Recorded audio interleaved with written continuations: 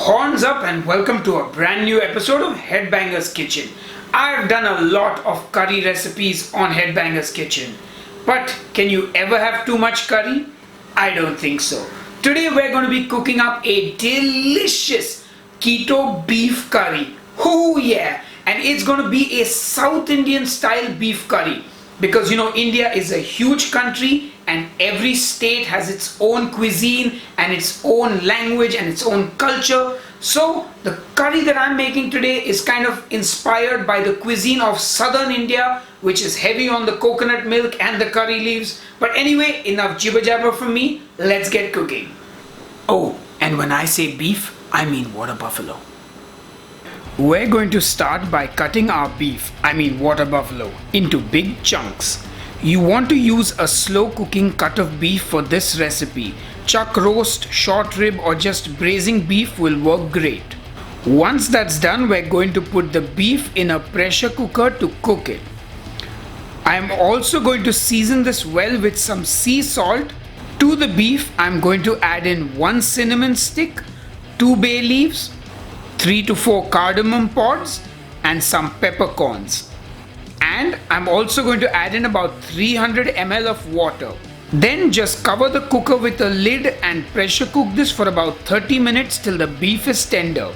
Now while the beef is being cooked, I'm going to cut up 1 onion, 1 tomato, about 10 grams of ginger and about 10 grams of garlic and add it to my NutriBullet to make sort of like a curry paste. I'm also going to add in a tablespoon of water. Then I'm going to cover it up with the lid and then I am going to blend it. Now if you want a spicier curry, add 1 green chili as well. And then your curry paste is pretty much ready. After about 30 minutes, our beef is also done cooking as well. Now that the beef is done cooking, I'm going to remove it from the pressure cooker with a slotted spoon and set it aside. I'm also going to strain the liquid that was left in the pressure cooker, which is basically a delicious flavorful stock that we're going to use to cook the curry in.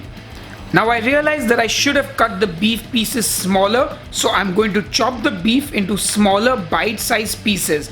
Because I've just been to the UK and I've gotten used to their top quality beef and forgotten how tough and chewy Indian beef really is. And you know how it has no fat and is just lean meat. So anyway, to have more tender morsels in the curry, I'm chopping them up much smaller. Now I'm going to get a pan on the stove and I'm using a nice big frying pan, but you can also use a thick bottom saucepan as well. I'm going to heat up some olive oil in the pan, but you could also use coconut oil, you could also use ghee or lard, whatever you like. Now I'm going to add in about a teaspoon of mustard seeds into the oil and also not 1 but 2 dried red chilies because I'm feeling brave.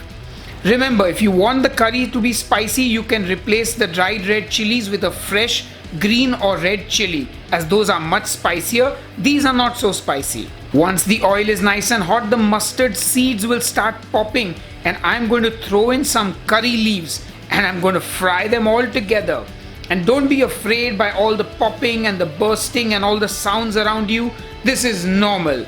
Now I'm also going to add in some hing or asafoetida. If you can't find this where you live, no problem, you can skip it.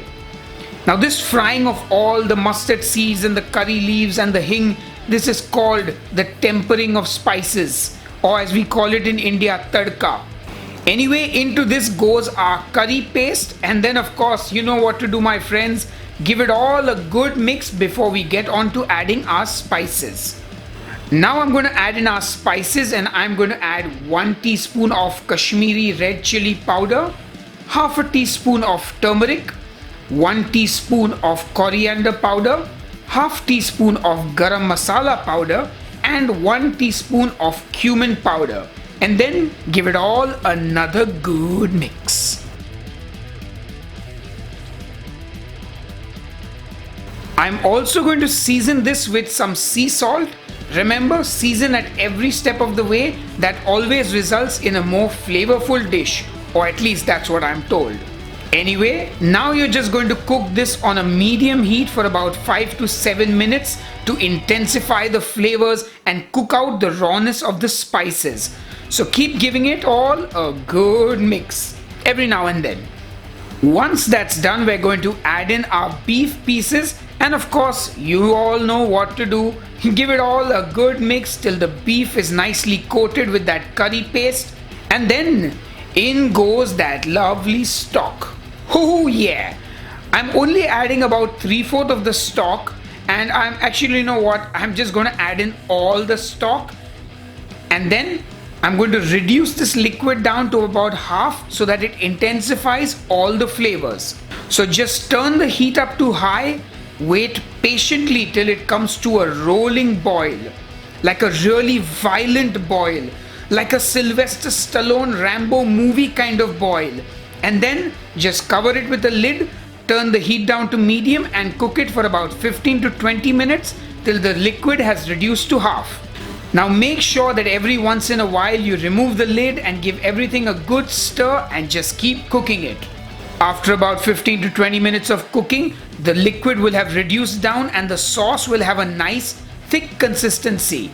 Look at that, it looks delicious already. At this point, I'm going to add in some coconut milk, and I'm going to add in about 100 ml of coconut milk. Of course, if you can get your hands on some coconut cream, I would recommend that since it's thicker and also a lot fattier. Anyway, give it all a good mix, and now you want to cook this for a further 5 minutes till all the flavors are married together. Of course, don't cook it long enough that they get divorced. I mean, you don't want that. Anyway, once you're done, turn off the heat and finish it with some fresh coriander. And that's pretty much done. Our keto beef curry is done and ready. But hey, it's not over till you give it all one final good mix.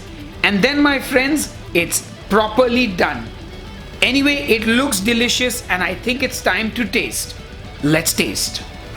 Alright folks, so it's time to taste the delicious beef curry, and look who's back on the show. It's my dad. Hey guys, glad to be back. It's been a damn long time since this guy has cooked something. He's been traveling. Now it's the time to taste this beef stew, curry, whatever you call it. Yeah, it's a beef curry. So here goes the curry first.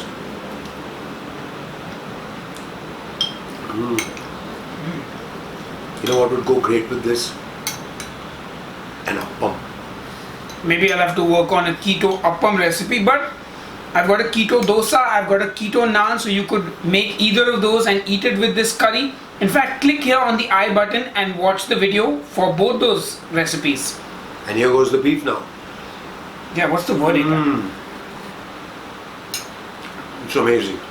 Actually, you don't even need that to soak the gravy. You can have it like a thick soup. It's amazing. It's tasty, I think so too. But I'll tell you what, I do miss the beef that I got in the UK. It has more fat.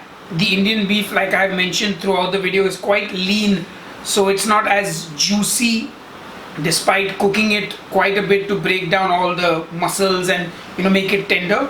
So it is fairly tender, the smaller pieces, but yeah, it misses that.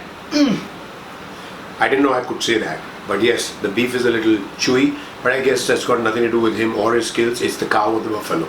Buffalo, we don't eat cow. Sorry, buffalo. It's water buffalo for all intents and purposes, lest anyone from who is watching. Anyway, enough jibber jabber. I will see you on the next episode of Headbanger's Kitchen. Till then, cheers and keep cooking.